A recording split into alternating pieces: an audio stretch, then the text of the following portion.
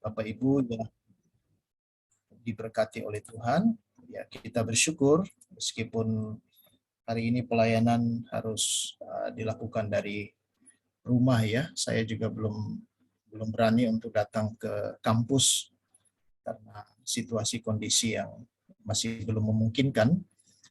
Itulah sebabnya siang hari ini saya menyampaikan renungan dari rumah ya. Nah, Bapak Ibu yang saya kasihi dan juga seluruh mahasiswa dan rekan-rekan alumni pelayan Tuhan yang luar biasa. Hari ini mari kita sama-sama belajar ya, karena saya juga belajar tentang firman Tuhan yang judul pagi hari ini dosa kemunafikan. Ya, ini cukup berat ya untuk menyampaikan kepada ahli-ahli Taurat semua ini. Tapi saya bergumul dan memang ini harus juga diberitakan karena firman Tuhan yang disampaikan bukan hanya bicara tentang berkat, ya, motivasi, kesetiaan, ketaatan, tapi kita juga harus menegur atau menyampaikan tentang perihal dosa itu sendiri. Dari Matius pasal 23 ayat 1 sampai ayat yang ke-13 ya, saya akan bacakan dan bagi Bapak Ibu dan seluruh mahasiswa yang di kampus bisa mengikuti ya. Demikian bunyi firman Tuhan mulai ayat 1, maka berkatalah Yesus kepada orang banyak dan kepada murid-muridnya, katanya, ahli-ahli Taurat dan orang-orang Farisi telah menduduki kursi Musa. Sebab itu turutilah dan lakukanlah segala sesuatu yang mereka ajarkan kepadamu, tetapi janganlah kamu turuti perbuatan-perbuatan mereka, karena mereka mengajarkannya tetapi tidak melakukannya. Mereka mengikat beban-beban berat lalu meletakkannya di atas bahu orang, tetapi mereka sendiri tidak mau menyentuhnya. Semua pekerjaan yang mereka lakukan hanya dimaksud supaya dilihat orang.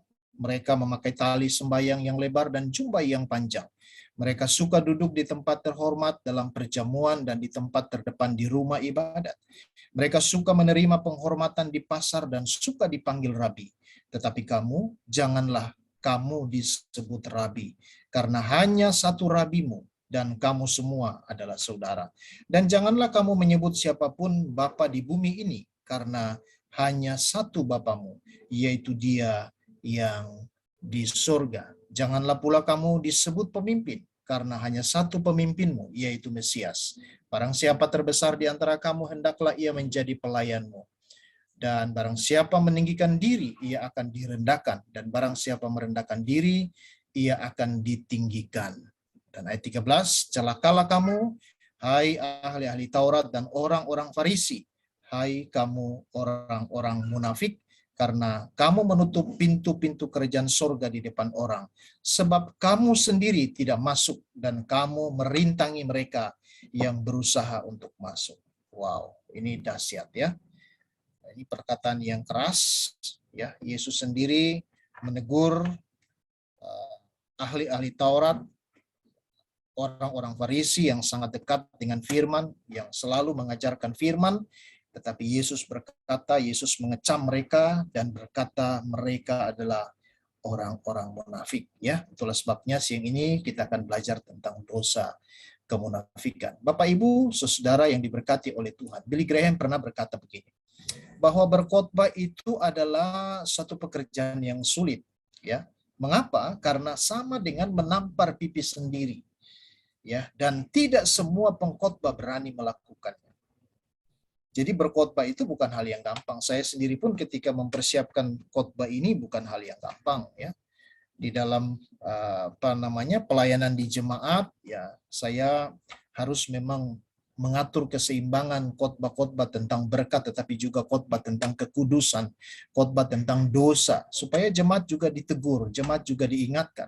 Tapi yang lebih penting itu bukan soal bagaimana saya berkhotbah, bagaimana saya menyampaikan, tetapi bagaimana kehidupan si pengkhotbah itu, bagaimana kehidupan saya sebagai hamba Tuhan, bagaimana kehidupan saya sebagai pelayan Tuhan yang menyampaikan hal tersebut kepada jemaat. Ya, karena jemaat melihat, jemaat memperhatikan 24 jam kehidupan kita. Bahkan dimanapun kita berada, dimanapun kita tinggal, kalaupun jemaat tidak melihat, minimal orang-orang yang ada di sekeliling kita mereka tahu. Minimal paling kecil itu adalah lingkungan keluarga kita.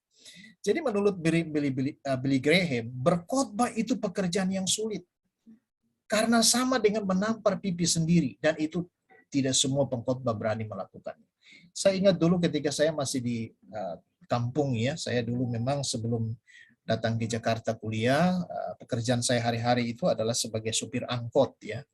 Jadi belum punya SIM tapi sudah berani bawa mobil karena ada mobil di rumah. Jadi kemudian pagi-pagi sudah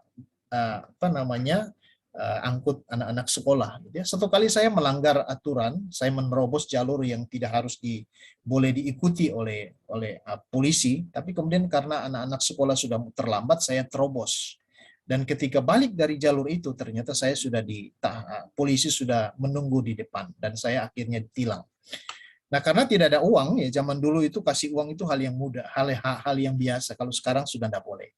Karena belum ada uang, ya akhirnya Pak Polisi itu memerintahkan saya untuk turun dari mobil, dan hukumannya itu adalah harus menampar pipi saya sendiri.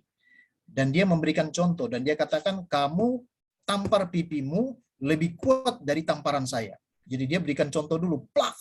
Wah, cukup kencang ya, sakit.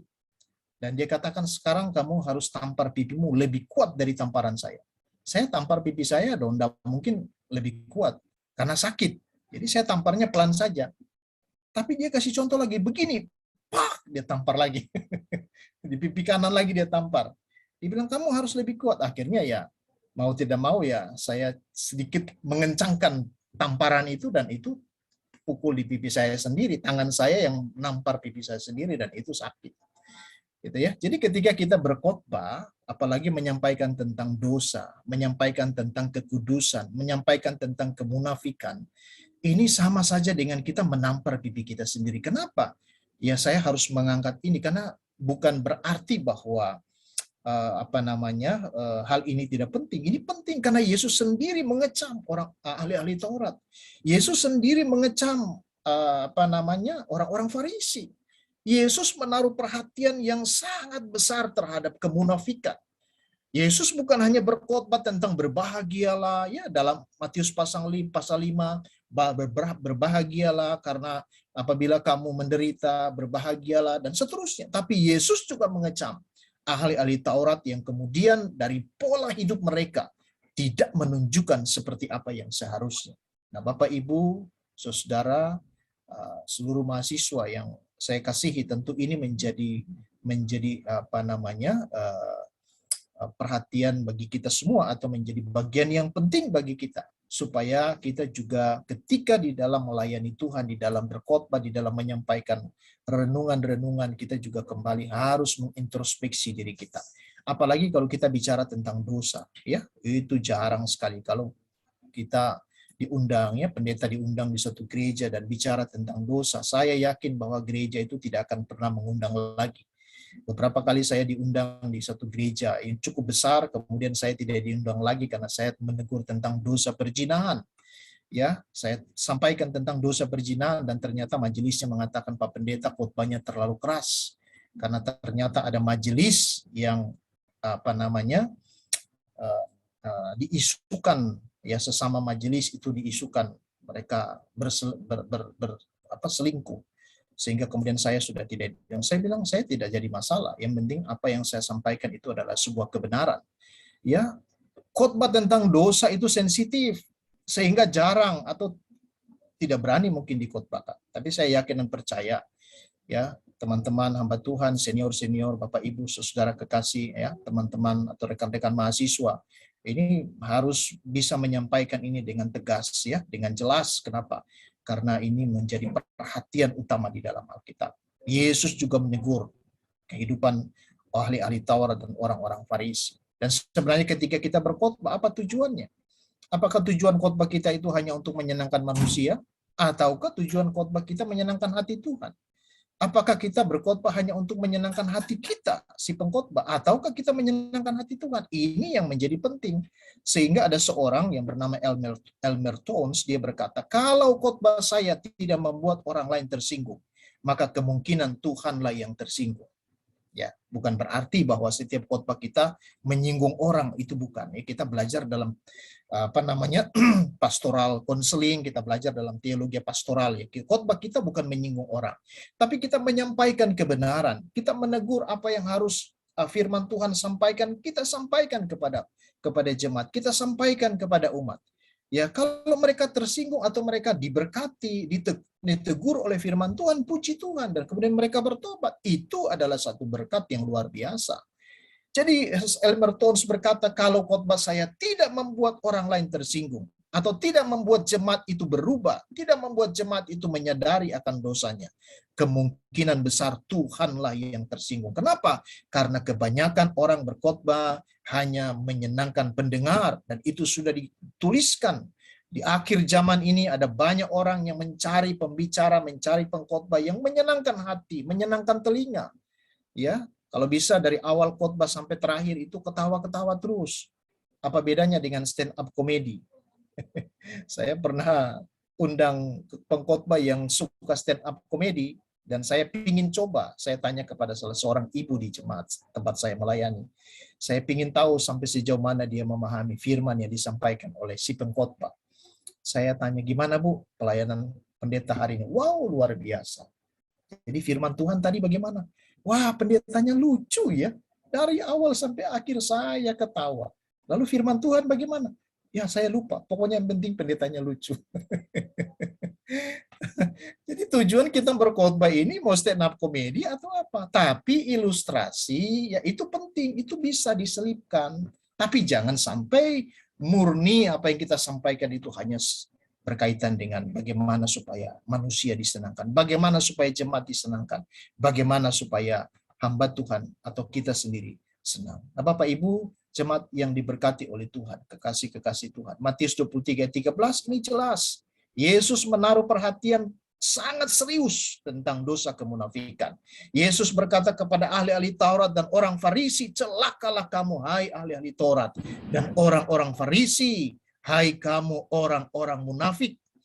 Ini bukan perkataan siapa, ini perkataan Yesus. Ya, kenapa dikatakan orang munafik? Di situ dikatakan sebelum ayat-ayat sebelum juga menjelaskan, tapi ayat 13 dikatakan karena kamu menutup pintu-pintu kerjaan sorga di depan orang, sebab kamu sendiri tidak masuk dan kamu merintangi mereka yang berusaha tidak masuk. Wow, ini sangat tegas.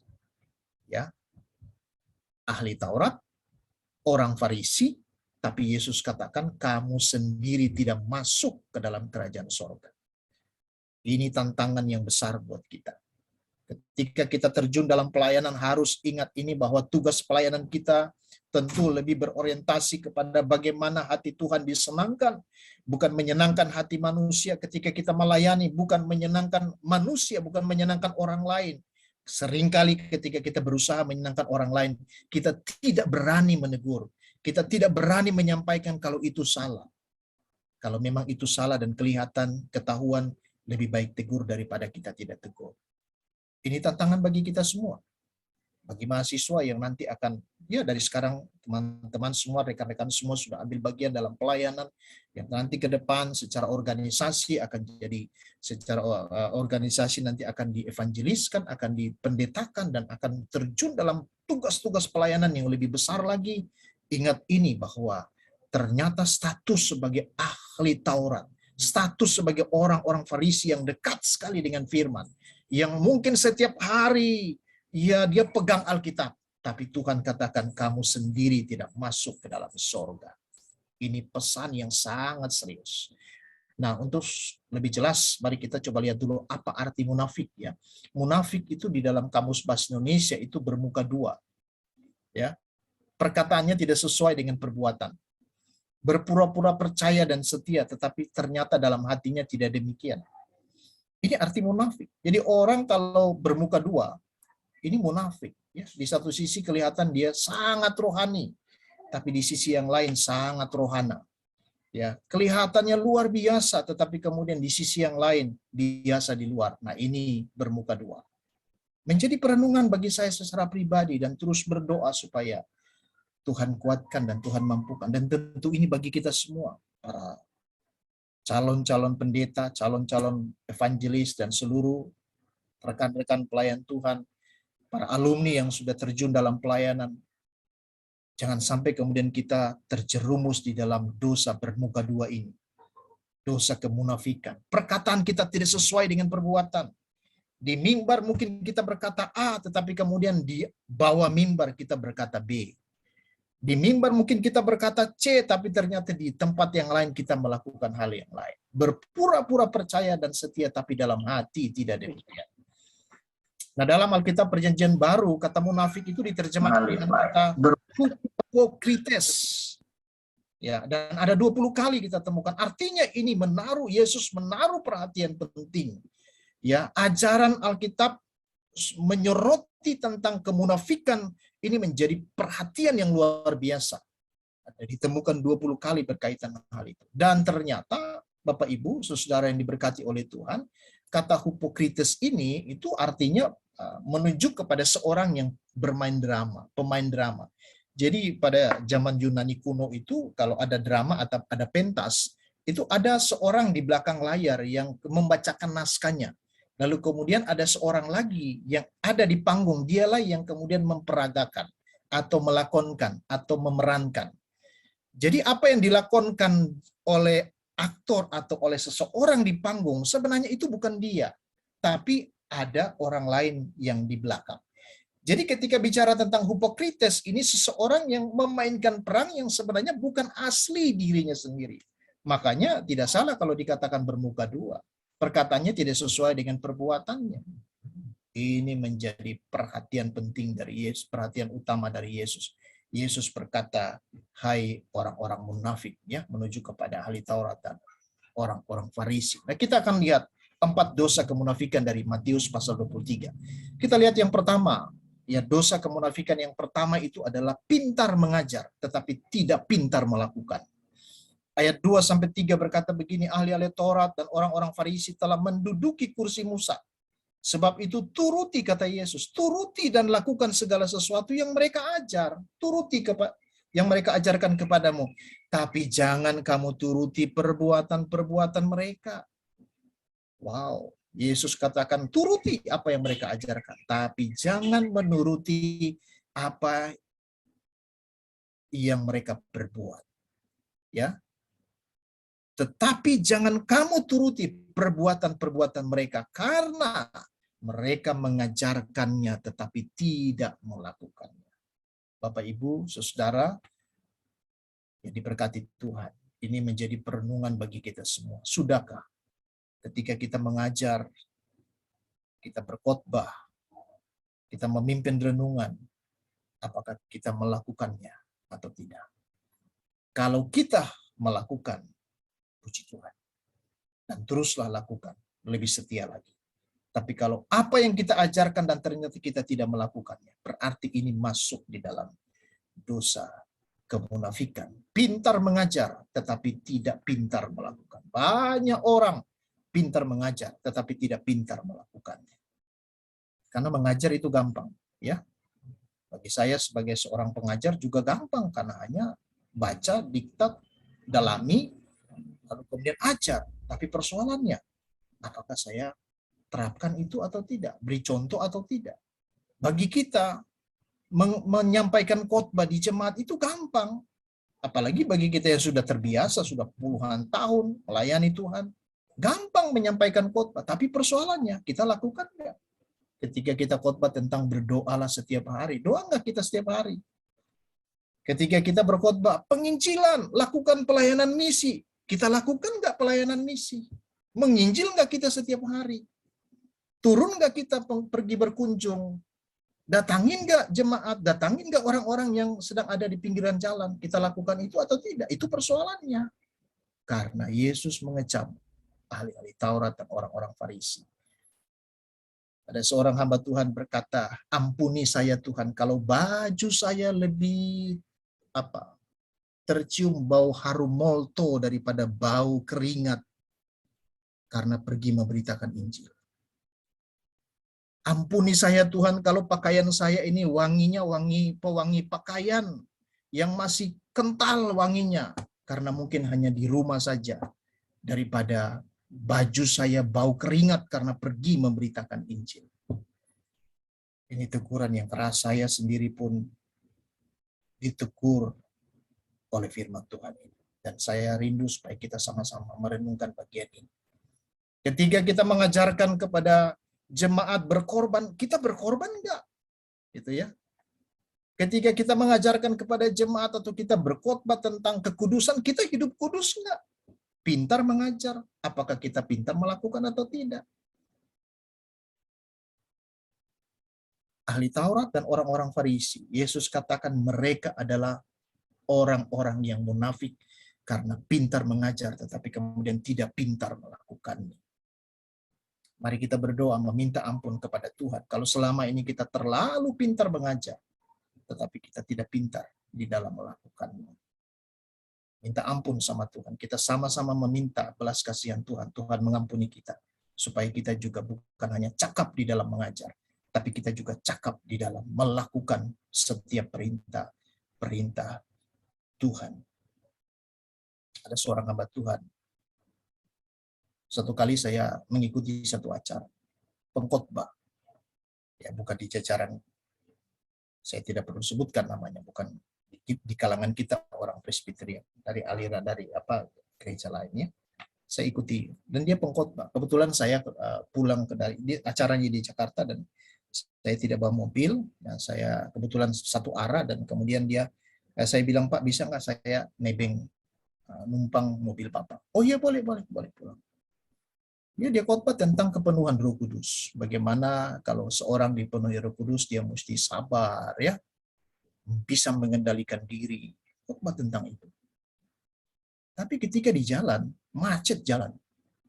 Ya tahu jalan Jakarta macet. Motor motong kiri, nyalip kanan. Wah, marah ini Pak Pendetanya. Marah mengucapkan kata-kata yang tidak pantas keluar dari mulutnya. Saya dalam hati, loh, tadi baru saja berkhotbah tentang bagaimana bisa menguasai diri. Sekarang sudah tidak bisa menguasai diri. Saya hanya ingatkan, sabar Pak. Ya, seringkali kita terjebak pada itu. Kita pintar mengajar kepada anak-anak kita, tapi kita tidak melakukannya. Ya, kita tidak cakap. Ingat Yesus, dunia menghargai prestasimu, tetapi Tuhan menghargai kesetiaan. Dunia menghargai prestasi kita, tapi Tuhan menghargai kekudusan kita. Dan ini penting, bagaimana kecakapan kita bukan hanya mengajar, tetapi juga melakukan di dalam kehidupan kita hari-hari. Ya, mereka mengajarkan tetapi tidak melakukannya. Mari menjadi perenungan yang pertama untuk kita. Yang kedua, Bapak Ibu, saudara yang kekasih, dosa yang kedua dari dosa kemunafikan itu adalah egois dan pintar bersandiwara. Mari kita evaluasi diri kita, apakah selama ini kita egois atau kita pintar bersandiwara. Makanya arti dari munafik itu kan bermuka dua. Ayat yang keempat berkata, Yesus mengecam ahli Taurat dan berkata, mereka mengikat beban-beban berat. Kasih peraturan-peraturan yang banyak kepada jemaat, kepada umat. Lalu mereka letakkan di atas bahu orang, tetapi mereka sendiri tidak mau menyentuhnya. Wow, dahsyat. Egois, jelas. Pintar bersandiwara, yes. Ini ahli Taurat dan orang-orang Farisi. Ini menjadi perenungan bagi saya secara pribadi. Saya minta ampun kepada Tuhan kalau selama ini saya egois dan saya pintar bersandiwara.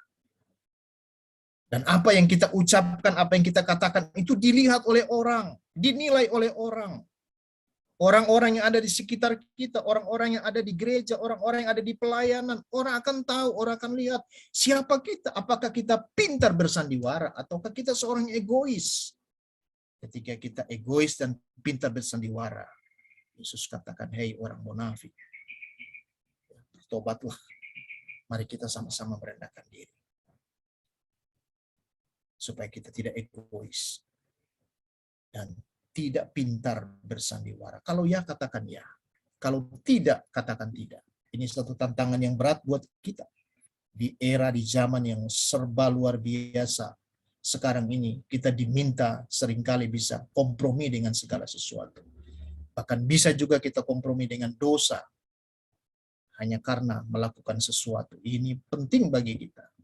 Apa yang kita lakukan tujuannya bagus, tapi kalau dengan cara yang tidak bagus, kita tahu juga pasti Tuhan tidak akan berkati. Tapi tujuannya bagus, caranya bagus, pasti Tuhan akan memberkati. Mereka mengikat beban-beban berat lalu meletakkannya di atas bahu orang. Tapi mereka sendiri tidak mau menyentuhnya. Betapa egoisnya. Mau orang lain lakukan itu, tapi sendiri tidak mau melakukan. Ini yang seringkali terjadi. Sebagai perenungan bagi kita. Ya, saya sebagai pendeta, saya sebagai pelayan Tuhan. Rekan-rekan mahasiswa yang juga nanti akan menjadi pendeta. Penting untuk kita menyadari hal ini. Jangan sampai kemudian kita menjadi seorang yang egois, mementingkan diri kita sendiri, yang penting saya senang, yang penting saya happy, yang penting tujuan saya terpenuhi, yang penting apa yang menjadi ambisi saya terpenuhi, yang lain terserah. Egois dan pintar bersandiwara. Yang ketiga, ya, suka mencari hormat dan haus akan pujian manusia. 5-7 berkata, semua pekerjaan yang mereka lakukan hanya dimaksud supaya dilihat orang. Mereka memakai tali sembayang yang lebar dan jubah yang panjang. Mereka suka duduk di tempat terhormat dalam perjamuan dan di tempat terdepan di rumah ibadat. Mereka suka menerima penghormatan di pasar dan suka dipanggil rabi. Wow. Yesus menegur dengan keras. Hei orang Farisi ahli Taurat, apa yang kau lakukan sesungguhnya Tuhan lebih tahu, aku lebih tahu. Manusia melihat apa yang kau lakukan secara fisik, tapi aku lihat hatimu. Apa yang kau lakukan tujuannya hanya supaya dilihat oleh orang, supaya engkau menerima penghormatan, supaya engkau dihargai, dan seterusnya. Suka mencari hormat. Kalaupun mereka berdoa, Yesus pernah mengecam, bahkan mengajar tentang sikap doa yang benar. Kalau engkau berdoa, jangan berdiri di pinggir-pinggir jalan, di tikungan-tikungan jalan. Orang Yahudi itu kan mereka punya 3 jam doa, ya, jam 9 pagi, lalu kemudian jam 1 siang, dan jam 3 sore. Nah, para ahli Taurat dan orang Farisi ini mereka tahu jam doa mereka itu kalau ketika sudah teng jam 9, mau dimanapun mereka harus berdoa. Dan kadang-kadang mereka rancang itu. Perjalanan dari rumah misalnya menuju ke tempat sembahyang, sinagog gitu ya, membutuhkan waktu sekian menit, ya jam 9 mereka ada di tikungan-tikungan jalan, di pasar-pasar. Mereka lakukan itu karena itu harus lakukan. Dan supaya dilihat oleh orang. Bagaimana dengan kegiatan pelayanan kita? Apa yang kita cari? Mesbah ataukah panggung? Mesbah itu tempat untuk kita memberi persembahan, korban. Tapi kalau panggung itu mencari hormat. Pelayanan yang sesungguhnya bukan cari panggung, tapi mesbah yang kita persembahkan. Panggung itu penuh dengan kemeriahan, tepuk tangan, hore, hebat, hamba Tuhan yang luar biasa. Tapi mesbah itu tempat di mana kita menaruh persembahan, berkorban. Air mata kita, keringat kita, kita taruh di atas mesbah. Dan hamba Tuhan yang cari panggung adalah hamba Tuhan yang munafik. Tapi hamba Tuhan yang kemudian betul-betul mempersiapkan mesbah pelayanan. Hamba Tuhan yang diberkati oleh Tuhan. Saya secara pribadi berat untuk menyampaikan ini, tapi ini jadi pelajaran bagi saya dan juga bagi kita semua. Saya selalu berdoa dan minta pada Tuhan supaya dalam pelayanan saya tidak mau cari kehormatan diri. Saya tidak mau cari penghormatan diri. Dan saya tidak, kalau Tuhan tolong supaya tidak haus terhadap pujian. Karena biasanya orang yang semakin dipuji, dia akan ada di atas awan dan kemudian jatuhnya juga luar biasa. Ya, suka menerima penghormatan di pasar dan suka dipanggil rabi. Bapak Ibu yang diberkati Tuhan, teman-teman, rekan-rekan mahasiswa, mari kita mengingat bagian ini supaya ketika nanti kita terjun dalam pelayanan, orientasi kita adalah mesbah, bukan panggung. Ya, mesbah itu tempat kita menaruh persembahan, berkorban segala-galanya. Tapi panggung itu kita mencari pujian. Di sanalah kita nanti akan mendapat pujian, tepuk tangan, kemeriahan. Tapi mesbah itu tidak dilihat oleh orang. Panggung itu tempat untuk mempertontonkan sesuatu supaya dilihat oleh orang. Yesus mengecam ahli Taurat karena mereka suka cari hormat dan haus akan pujian. Dan yang terakhir, dosa yang keempat adalah menghalangi orang lain untuk datang kepada Tuhan. Ini ironis sekali. Tugasnya ahli Taurat, ya, profesinya atau statusnya sebagai orang Farisi, ahli Taurat, tapi ternyata Tuhan katakan engkau menutup pintu-pintu kerajaan sorga di depan orang. Bagaimana mungkin? Ya, kalau mau dikatakan sekarang, bagaimana mungkin pendeta lalu kemudian menghalangi orang itu datang kepada Tuhan? Ternyata dulu pernah ada. Yesus pernah mengecam ahli Taurat, orang Farisi, meskipun mereka pegang kitab suci, tapi ternyata apa yang mereka ajarkan tidak sesuai dengan apa yang mereka perbuat, dan itu akan menjadi batu sandungan bagi orang lain. Akhirnya orang lain tidak ikut Tuhan. Malah orang Kristen sendiri meninggalkan Tuhan. Hidup kita tidak jadi berkat, tapi justru menjadi batu sandungan bagi orang. Menjadi perenungan bagi saya pribadi, dan juga bagi kita semua. Mari berjuang dan berdoa supaya apapun yang kita lakukan semata-mata hanya untuk kehormatan, kemuliaan nama Tuhan Yesus saja. Biarlah Dia yang ditinggikan dan Dia dimuliakan di atas segala-galanya. Kita ini hanya hamba. Ya, hamba itu tidak patut menerima pujian. Ya, hamba itu menerima upah dari Tuhan. Kolose pasal 3, 23 dan 24 berkata, kerjakanlah segala sesuatu seperti untuk Tuhan dan bukan untuk manusia.